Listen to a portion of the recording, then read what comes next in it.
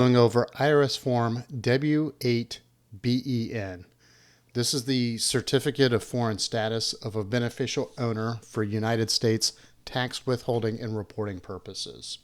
So this is basically a tax withholding form that you may complete as a non-U.S. citizen or a non-U.S. resident in order to you would have to provide it to either a withholding agent or a payer before they can make payments to you.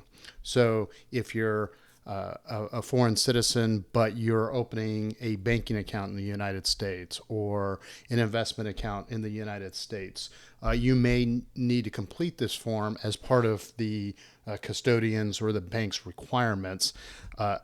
If you don't complete this form, then they are required to withhold U.S. tax at an income rate of 30%. So in this form, if you know that you have preferential tax treatment due to a tax treaty between your country and the United States, then you can complete this W-8 form, specifically the BEN form, and declare your status for the specific tax treaty benefits, and you would be able to provide the information that allows them to withhold taxes at your preferred rate. For example, if you're opening an investment account and your tax treaty says that you pay taxes at 15% instead of 30% for dividend income, then you would complete this form. You would declare the tax treaty benefits, and then this would allow your investment company, your custodian, to withhold taxes at your treaty rate instead of the default. So at the very top, it provides very clear guidance as to when you should not use this form. So if you're not an individual, you would use form W-8BEN-E. That E is for entities. So if you have, a company that you own that is opening an account, then that company would not use this form. That company would use the W-8BEN-E form. If you are a U.S. citizen, you wouldn't use this form at all. Instead, you would use the W-9 form. That's the tax withholding form. And then there are a couple of other situations. For example, if you're a beneficial owner who's receiving compensation for personal services, you might use a different form, either the 8233 form or a W-4 form. If you're acting as an intermediary, then you would use a different W-8. If you're claiming income that's effectively connected with the conduct of trade or business in the United States, then you would use W-8 ECI. So let's go ahead and kind of go through this form. There's 3 parts to it. It's 1 page, so it's pretty straightforward. In part 1, we're going to enter the identification information for the beneficial owner. In part 2, we're going to claim the tax treaty benefits. And then part 3, we're going to make the certification where you would sign. So, and then that's the signature field. So let's go ahead and go back to the top. And we're just going to put in the information. Let's just say that John Doe is a Canadian citizen and he lives at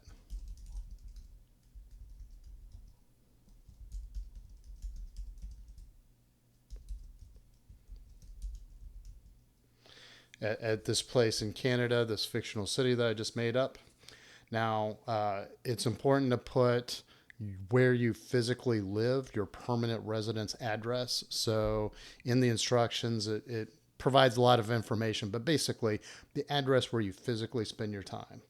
Now, if you have a different mailing address from the address you listed in line 3, you would put that here. So if you have a post office box, you would put that here if that's where you receive your mail. If you have a U.S. taxpayer identification number, you would enter it here if it's required. There are certain circumstances in which it's required. There are certain circumstances where you can use your foreign tax ID number instead. And then there are even certain circumstances where you don't need to use your FTIN, your foreign tax ID number, specifically if there are a couple of situations.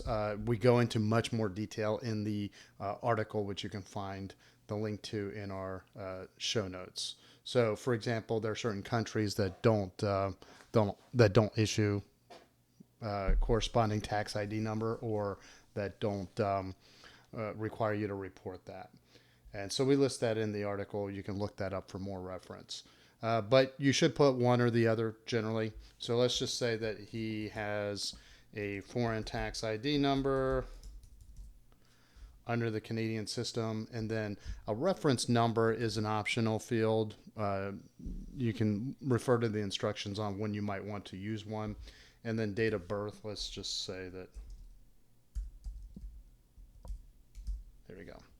So now this is where John Doe would write in his, beneficial tax treaty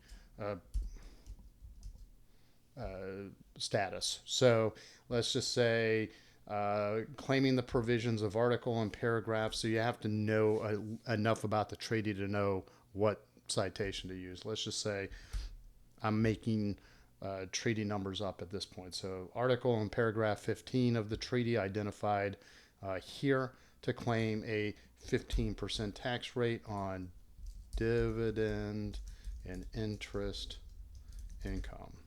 And then if there are additional conditions that apply, account needs to be open for a year or can only be used for limited purposes. Whatever the additional conditions are, you would write them in this explanation field right here. And then in part 3, you're going to certify, and you're going to print the name, your name here. You're going to enter your date here. Let's see, the time of this recording is... There we go. And then you would print this out and sign it and give it to the custodian. So what this is saying is that you're declaring under oath that you are the beneficial owner of the income that's being declared in this form or related to this form. You are not a U.S. citizen or a resident. And then this form relates to income that's not effectively conducted with the trade or business in the United States, or if it is, it's not subject to tax based on an applicable income tax treaty. This could be partner share of partnership income. This could be the amount that you realize from a partnership transfer. So basically, it lists all the conditions and says that you meet the conditions for this form. And then for brokerage transactions, you're an exempt foreign person as defined in the instructions, and that you are a resident of the treaty country that you've stated in this form. So this basically is what you would complete if you're a foreign resident, like say, again, opening a bank account or an investment account in the United States. Most U.S. taxpayers would be more familiar with the W-9 form. You would be completing a W-8BEN form and then telling the bank or the financial institution what your tax treaty says specifically. So you're kind of making that declaration on behalf of the treaty. So that basically covers this form. It's pretty straightforward. You don't need to file it with the IRS. You would simply give it to the custodian or the bank or whoever is the withholding agent. So we do break this down into a little bit more detail. We cover a little bit more of those nuanced situations in our article, which you can find on our website, teachmepersonalfinance.com. If you like our articles, please subscribe to our newsletter.